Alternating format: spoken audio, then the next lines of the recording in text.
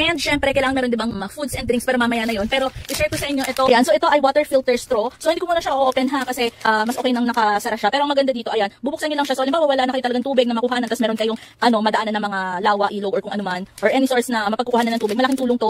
Ayan, lalo na kung masyadong sensitive ang yung mga tiyan. So ito water filter straw. So okay na okay to. Mura lang din to. Ayan, make sure na meron din kayo nito just in case. So syempre, meron din dapat kayong mga whistle. Syempre pag kunyari hihingi ng tulong, at least ayan, meron kayong mga pantawag. And maganda dito is meron na siya nitong kahit papaano na lanyard. Pwede niyo isukbit na lang sa inyong mga leeg. O di ba? Ayan siya. So tig-isa din kami. Tapos ito, bumili na lang din ako nito. Actually, ito ay pang sabay. Pero ang naisip ko kasi, syempre kunyari pagod ka na kasi sipol, wala pa rin nagre-responde. Ayan, pwede nitong i-click. Ganyan na. O diba? So, i-click nyo lang siya na i-click na ganun. So, malaking tulong siya. At least hindi kayo mapapagod ka whistle. So, yan. Kaya ako nagawa yan. So, ganun din. Ito, meron sa akin, meron kay mama, meron kay papa. So, for ano lang din talaga to. Safety for purposes. And ito, bumili din ako nitong mga cable tie. So, ayan. Sobrang haba nito. Tapos, ang dami-dami nga na. So, ito, hahati-hatiin ko din to sa aming tatlo para may kanya-kanya kami. Super haba na binili ko. Kasi, halimbawa nga, malaki yung mga kahoy. Diba? Kung bubuo kayo ng kung ano man. Ayan. At least ito, madami kayong magagawa. Tapos, ito, nag-secure lang din ako nito. Ito yung mga disposable na mga towel. Maliliit lang to. Bala kung kumuha pa ng mga mas malalaki. Pero ito, for ano, maghihilamos lang kayo, ganyan. So, at least meron kayong ganito. Syempre, hindi rin mawawala ang flashlight. So ito, dalawa pa lang to. So kulang pa ako ng isa. Titignan pa natin kung magagawa ko na tigda-dalawa kami. Pero ayan, at least meron ng ganito na flashlight. And alam niyo ba kung ano yung pinaka gusto ko sa lahat ng mga to? Actually, madami pang kulang.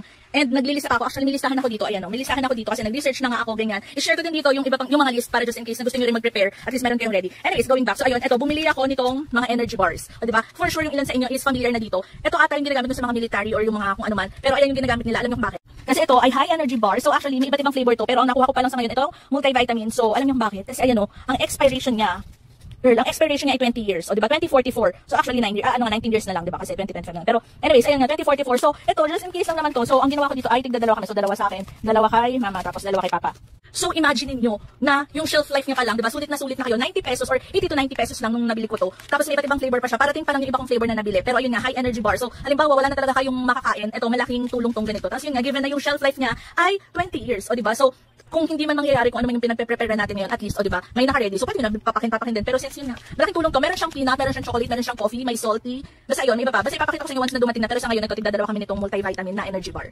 Sobrang mura lang dito ha, 80 to 90 pesos each. So, kung ako sa inyo, i-secure nyo na to kasi for sure, sa mga susunod na araw, baka mamaya bigla sila magtaas kasi nga, syempre, marami na din gumagawa ng mga go bag. O diba, yung iba nga 2023 pa lang gumagawa na sila ng ganito o diba. So, at least hindi siya nasisira, hindi siya napapanis. So, at least secure yung mga tiyan ninyo, diba, tiyan natin. Tapos yung iba yan, mga pang-hygiene, ganyan. Tapos, ito pala, dapat, ito, nag-prepare din ako ng mga mask. Ayan, tigdadalawa kami mga cut. Dapat bibili din ako ng parang respiratory mask ba yun. Pero, medyo pricey pala siya. So, ito na lang muna sa ngayon. Pero at least, diba, may naka-ready. So, yun. And then, yung pagdating sa mga damit, ideally, 1 to 3 days yung prepare. Pero yung sa akin, parang 3 to 5 days yung prepare ko. Syempre, mga undies, ganyan. So, kayong bahala kung paano nyo i-prepare ang yung mga sarili. Pero, ganito yung sa amin.